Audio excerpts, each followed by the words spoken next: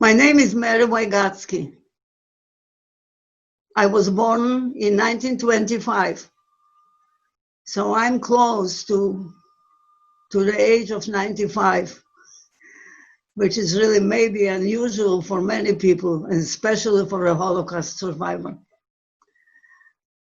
I have here in front of me a speech that I prepared for students, because when I used to speak and tell my story, I used to get carried away and talk too much.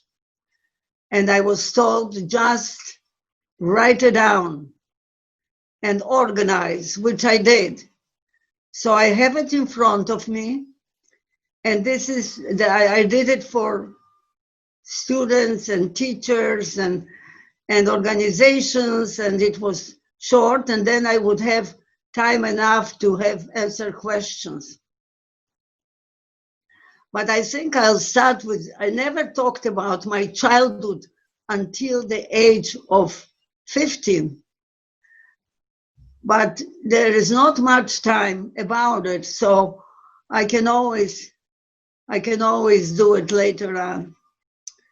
So I will read what I wrote down now. And I have all the most important information. I remember all the happy times of my childhood, until I was the age of 15. When in 1941, I was sent with my parents, 2 younger sisters, and a brother to the ghetto. At this time, the nightmare for our family began. In September 1943, the ghetto was liquidated, and I was brutally separated from my family and sent to a concentration camp. I was never to see them again. Now, until the age of 15, we lived in Vilna. The name Vilna was when I was born, which was Poland. When my mother was born in the same city, it was Russia. And when my little sister was born in the same city, it was Lithuania. So the names changed a little bit. In Lithuania, they called it Vilnius. And in Poland, they called it Vilno. And the Russians probably was Vilna too. But it's interesting that in the very same city, the 3 generations of my family were born. We had business. My mother was a homemaker, stayed at home with the children. We were 4 children. I was the oldest of the 4. And then we had a housekeeper, and we had help, and we went to private schools. My brother went to schools for boys. It's called Perelman Cheder. My school was a high school that all kinds of people went there. It was not a state, it's a private school, and it was called a Świata. So I was there for 3 years, and then I could not continue anymore because the Germans did not allow. But when the Russians was there, I did go to school for a whole year, and I learned, I knew Russian language from home, but I enjoyed the classes very much. And we had a beautiful apartment on a Niemiecka street, which was the center of the city. And we enjoyed life very much. Summer times, we would go to a summer home in Pospieszki. Over there, every summer we would go in the same place, and we were there together with other members of the family that they had summer homes there too. So we used to have a wonderful summer. It was on the brink of the Vilna River. We would swim there, and we would enjoy life, there was also a forest that we would go to look for berries and played in the forest with members of the family. And life was just so precious. And my parents never, ever thought of leaving this place, because my father's 3 brothers and 2 sisters left for the United States. And they lived here, which I didn't know then. And because of life was so good for all of us, that they never considered of leaving this place. Even when the war started, they said, this will all pass. We had all kinds of pogroms before, and we went through all kinds of problems, and we survived, and we'll survive this too.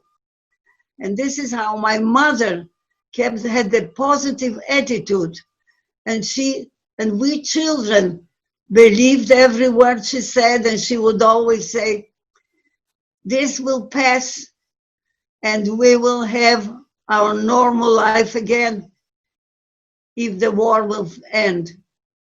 But it wasn't like that. So the childhood was a wonderful childhood for us children, and my parents had a good life too, and all this ended. I remember all the happy times of my childhood. That was until the age of 15, when in 1941, I was sent with my parents, 2 younger sisters, and a brother to the ghetto. At this time, the nightmare for our family began. In September 1993, the ghetto was liquidated, and I was brutally separated from my family and sent to a concentration camp. I was never to see my family again. The unimaginable and dreadful events, the horror of Nazi behavior, defy belief.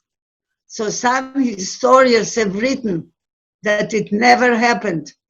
Therefore, I always felt compelled to speak up and tell my story for my family and the millions of silent voices. Many years have passed since those events, but it is still very painful and difficult to talk about this memory of hell. I was born from the end of the 15th century. A large and flourishing Jewish community existed in Vilna. A lively and cultural life developed in spite of Jewish discrimination in government, schools, and other places. Jews were resourceful in coping with the restrictions. Germans invaded Vilna in June 1941. During the first few days of the German rule, the military government recognized the authority of the Lithuanian and the existence of Lithuanian-German co-administration, and the process of extermination had begun. There were kidnappings of Jewish males from the streets and homes by groups of Lithuanian and Polish youth. The abductors would get paid 10 rubles per person. I was told later that all who disappeared were buried in a mass grave on the edge of the forest 6 miles away from Vilna. It was called Ponari, also known as the Valley of Slaughter. Originally a resort in 1940 and 1941, the Soviet authorities excavated large pits in Ponari in which they planned to install fuel storage tanks, but they left the area before the project was completed. The mass murder of Jews at Ponari was launched in the summer of 1941 and continued until the summer of 1944. The victims were brought to Ponari on foot by road and by rail, in groups of hundreds or even thousands. SS men and German police assisted by Lithuanian collaborators. SS, they shot and killed them in the pits. Estimates of the number of persons murdered in Ponari range from 70,000 to 100,000. For purposes of identification, I had to wear a yellow star of David on the left side of my chest and my back. I had to go to school on the right side of the road, forbidden to use the sidewalk. I couldn't go to public parks. It was forbidden. I was forbidden to use public transportation, and signs hung all over for non-Jews only. A night curfew was imposed. We made purchases only at certain times and in certain stores. Then in September 1941, policemen evicted them from home, us from home. They gave us only 30 minutes to assemble in the courtyard. We were allowed to take only what we could carry. The march to the ghetto was very difficult. I wore many layers of clothing and carried heavy packages. The Lithuanians rushed us along like sheep, not allowing us to rest. In the ghetto, we were isolated from the outside world. We felt that we will be poor and cramped, but we will be left in peace. At first, we were happy to be free from the constant menace and abductions and humiliations to which we were subjected for many months. We felt relief and hoped. The ghetto had a police department, a theater, schools, and a library, and also a social welfare institution for soup kitchens for the poor. Thanks to the mortality rate was low in compared to other ghettos like the Warsaw ghetto. My immediate family had one room and we were happy to be together. Other extended family members joined us, but soon disappeared. The Germans distributed 3,000 yellow-collared work permits, of which my uncle received one, because his wife and children were already taken away and killed earlier. My mother, my sisters, and I assumed his family's identity and name. My father's company did not issue permits. Therefore, he and my brother would go into hiding each time a roundup would occur.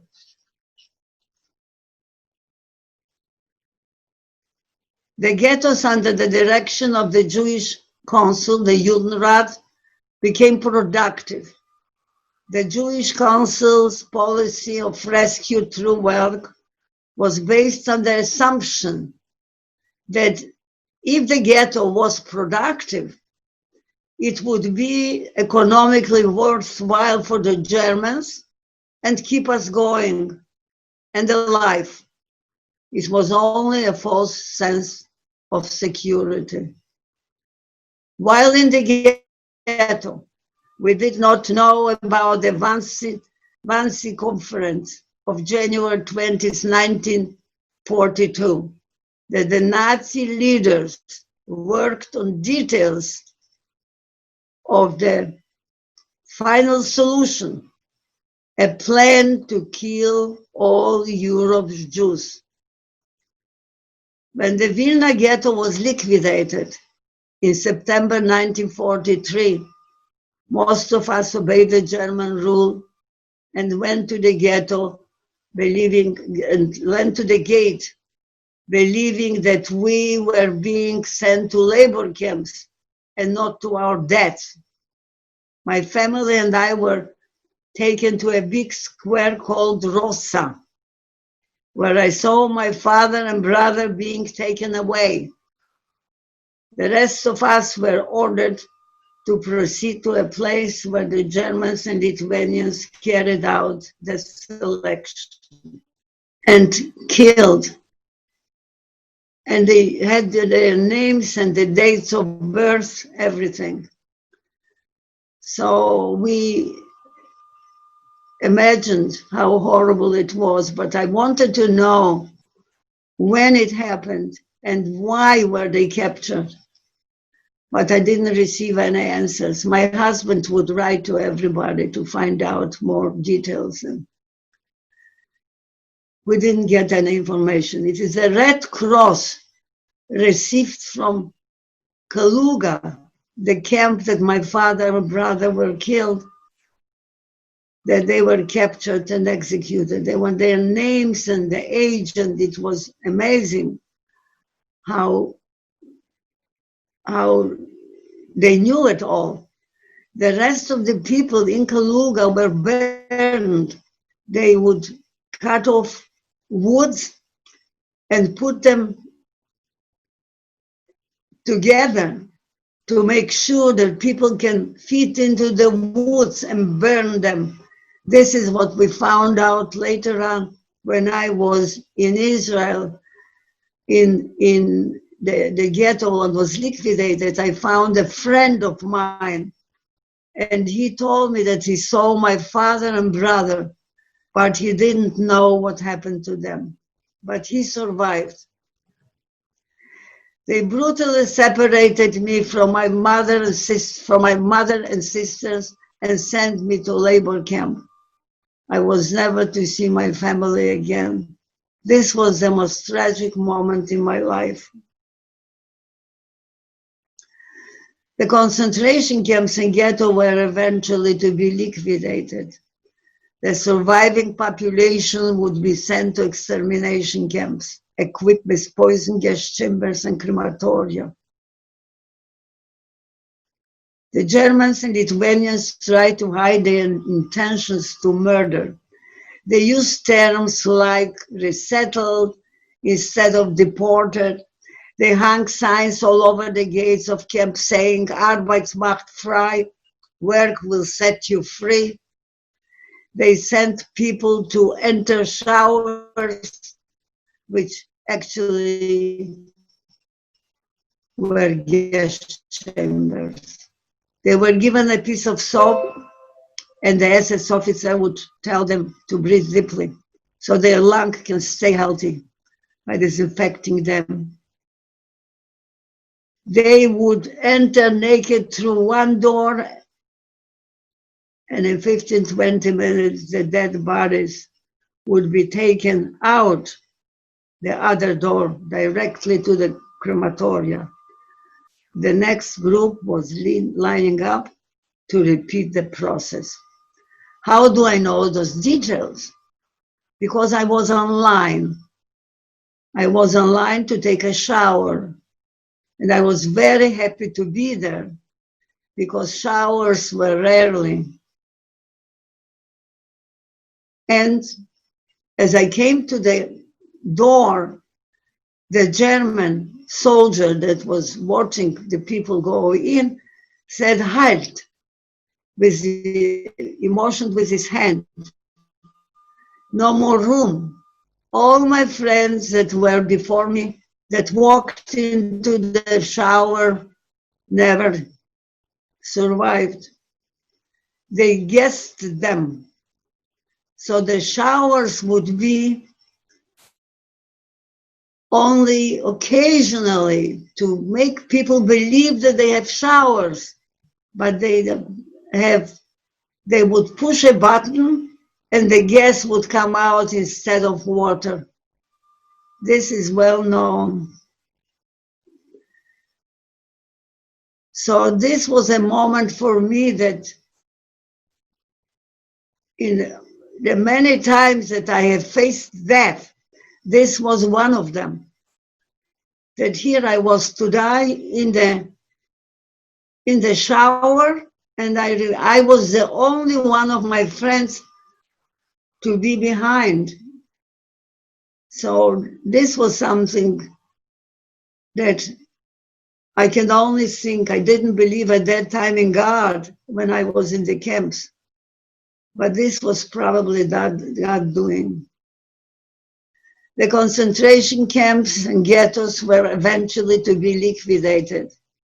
Their surviving population was be sent to extermination camps, equipped with poison.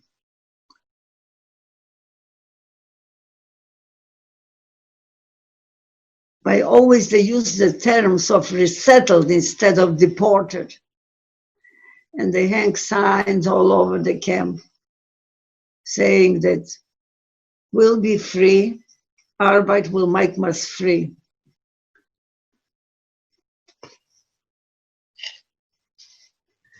Within a short time, when the trains are unloaded at the death camps, only ashes would remain.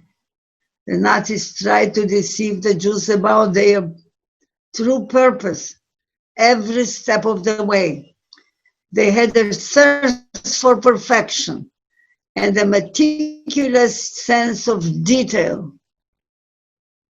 Shoes and remove gold teeth and hair before burning the bodies. In Auschwitz, I went to Auschwitz with my son, and we saw all those divided rooms of shoes and hair and glasses and all kinds of things that are still on display. Many prominent doctors, lawyers, decorated war veterans, distinguished Jewish leaders were deported to the killing centers. Also sent were people of mixed Jewish and Christian origin. I had the good fortune to be sent to a labor camp in Kaiserwald, Riga, Latvia. I was transported by railway in a boxcar, just like the one we have in the museum. I spent about 1 year there loading and unloading tin cans to be transported to ammunition factory. And it was at that time very cold, winter time.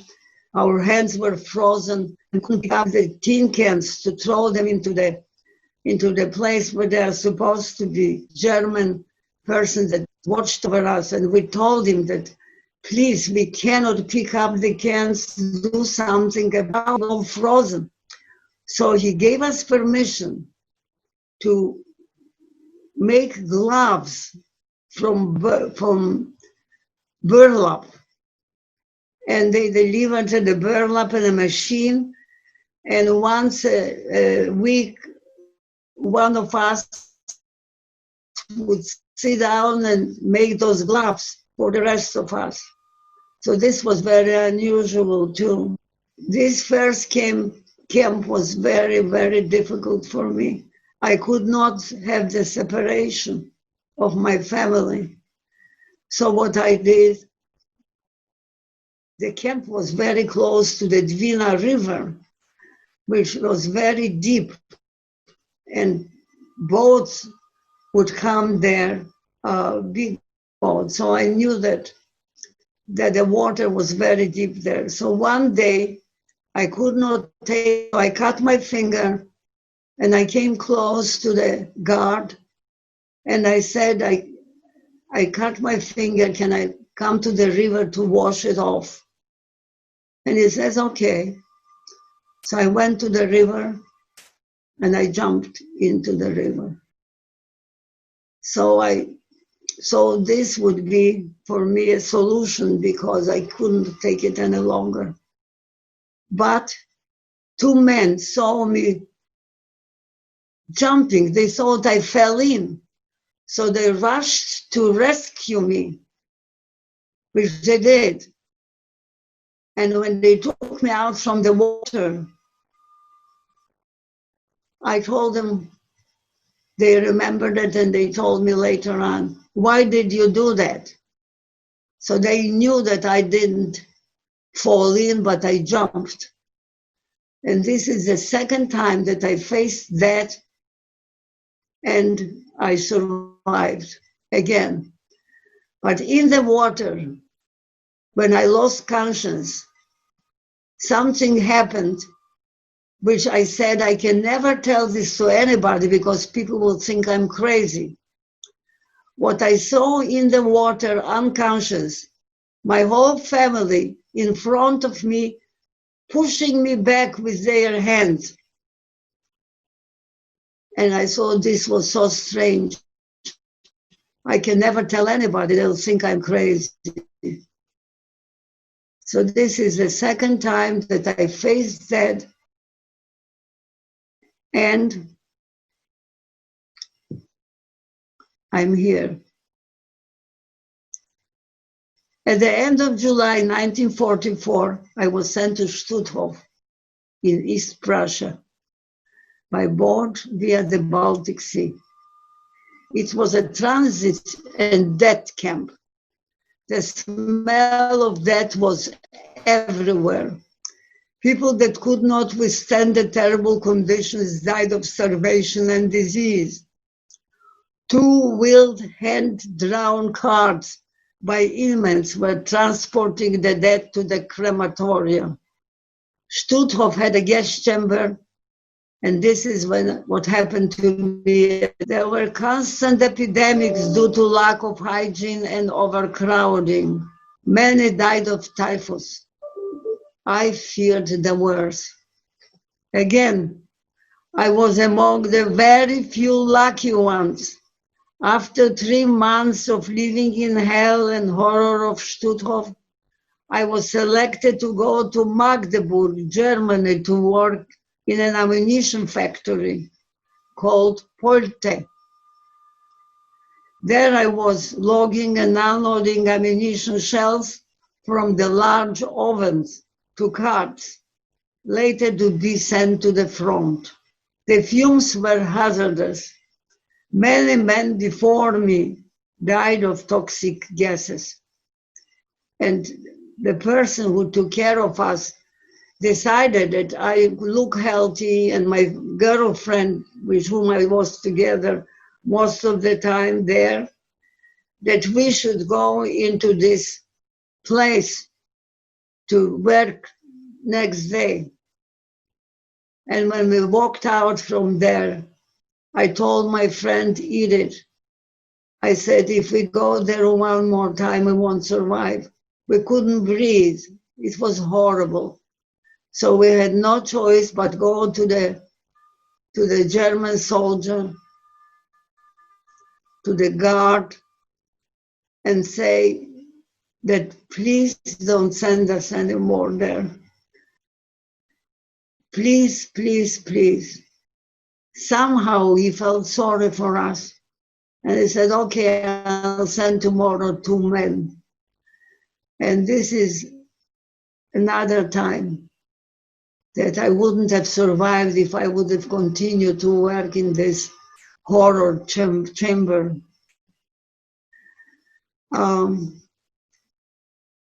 Stutthof. When I was in Stutthof, how did I get to Magdeburg? My girlfriend's mother, she was already on the other side when they selected people to go to work. And when she saw me, she says, oh no, you must come here. She gave and asked to let me go through. And he did. And I took with me my 2 girlfriends that I was very close to. They were behind me, and the 3 of us went over on the other side. And this was a miracle, because If I would have stayed in Stutthof another week, I wouldn't have survived. I wouldn't have survived. In Stutthof were constant epidemics. I was told later on that most of the young people, which were mostly friends of mine, that remained yet alive in Stutthof, they were not, they couldn't survive because there was an epidemic. And the epidemic, people died all the time. And this is what would have happened if my friend's mother wouldn't have wanted me to go on the other side. After 3 months living in hell and horror of Stutthof, I was selected to go to Magdeburg, Germany, to work in an ammunition factory called Porte. And this is all thanks to my girlfriend's mother. There I worked loading and unloading ammunition shells from large oven carts, later to be sent to the front, the fumes, and many men before me died. It is a memory of 12 years of hell in history. The Nazis condemned the death to the entire people, the Jewish people. 3 generations had disappeared in Europe.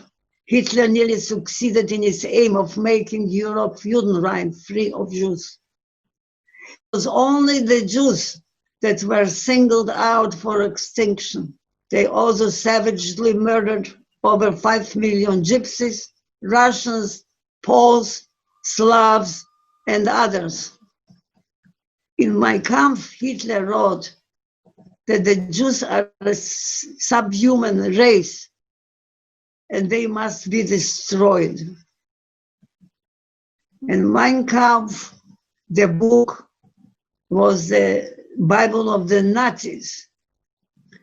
And because a civilized nation, renowned for great scientific and cultural achievements, and because the civilized world did not stop such actions, heads of state all over the world agree that it must never be forgotten and it must never be permitted to happen again. The American philosopher George Santayana said long ago, "Whoever forgets the past is condemned to make the same mistake in the future." Richard von Weizsäcker, president of West Germany, told the German parliament in 1985 that the Holocaust must never be allowed to fade from the public memory. The genocide against the Jews is without precedent in history. Anyone who closes his eyes to the past is blind to the present. Whoever refuses to remember the inhumanity is prone to new risks of infection.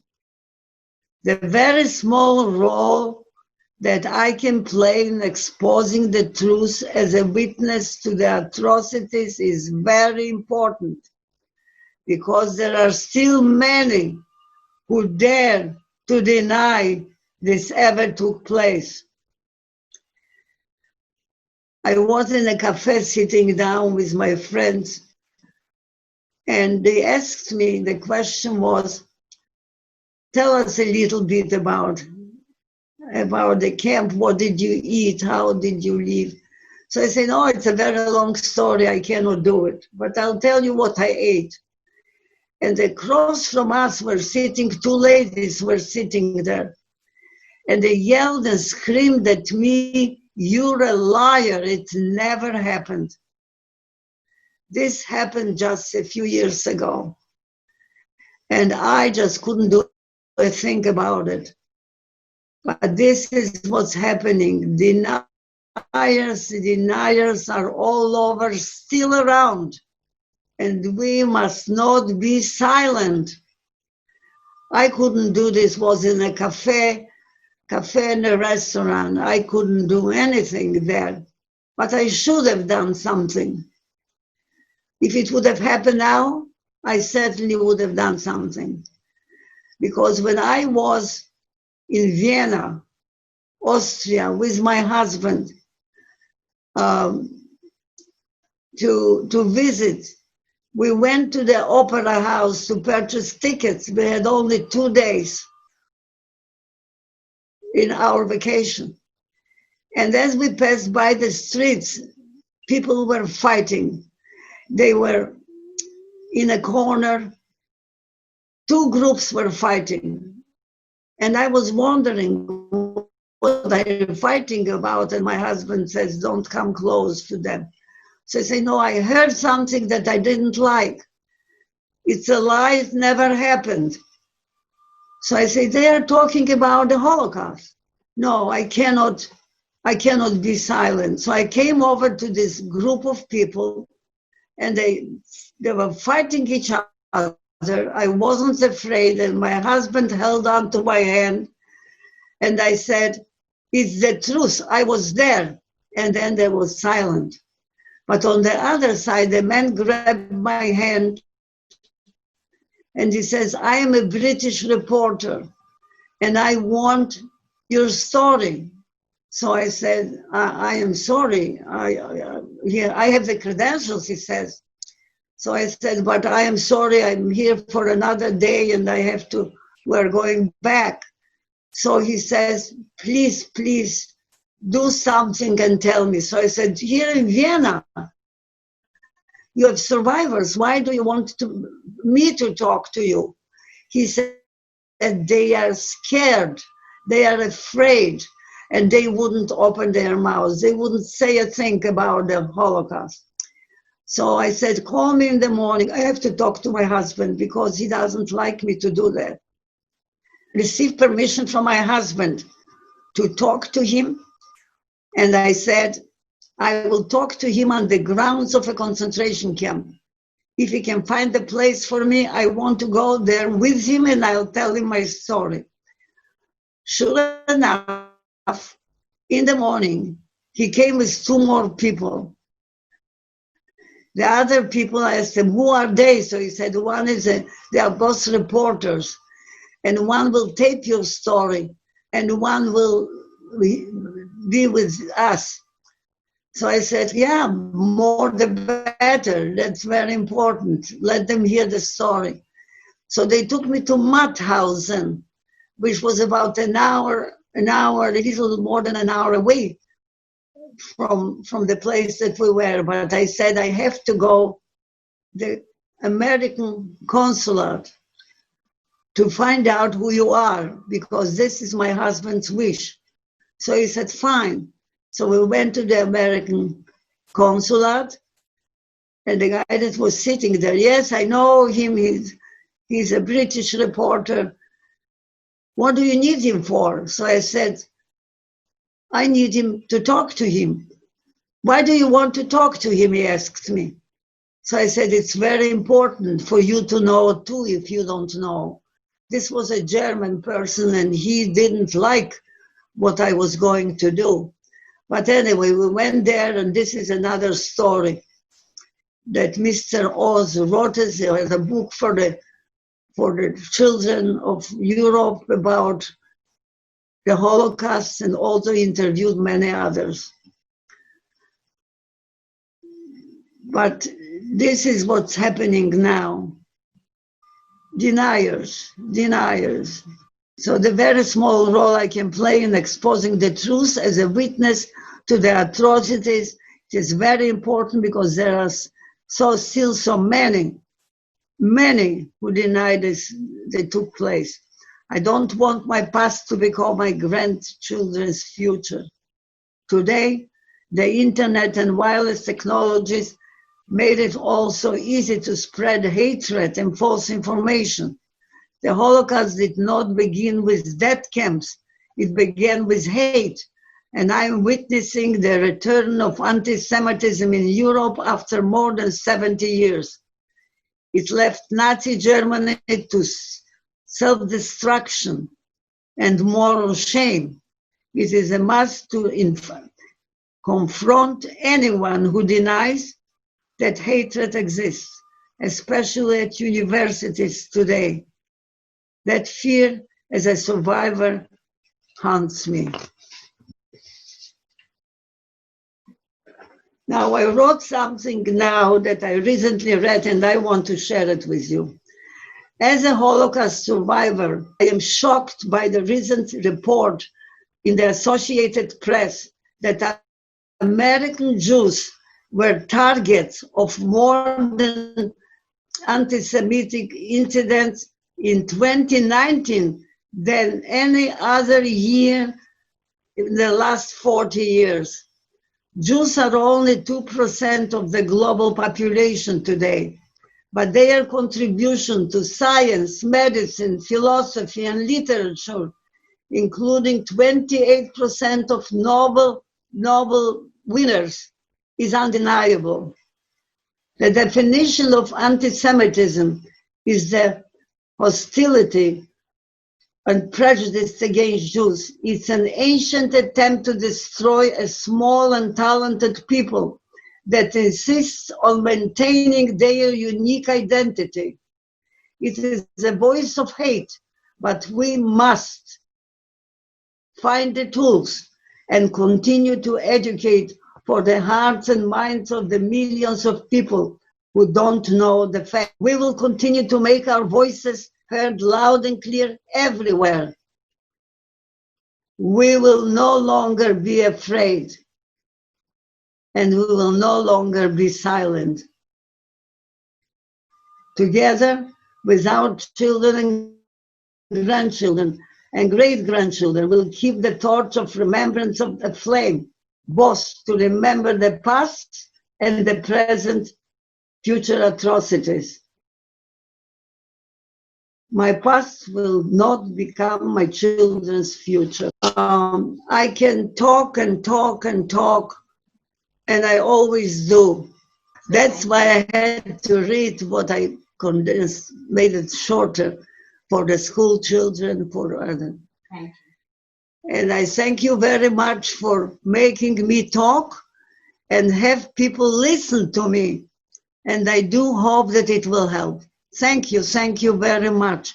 Thank you for the museum, which you are doing a tremendous job. I would like to emphasize the importance of the Florida Holocaust Museum. It is an institution devoted to the commemoration of the Holocaust by displaying pictures, objects, and tools of extinction, all of lasting interest and great value to future generations. The museum presents a forum for exchange of information and studies that enhances the story of persecution and annihilation to be heard and seen by the world. Tremendous, even now. Thank you, dear.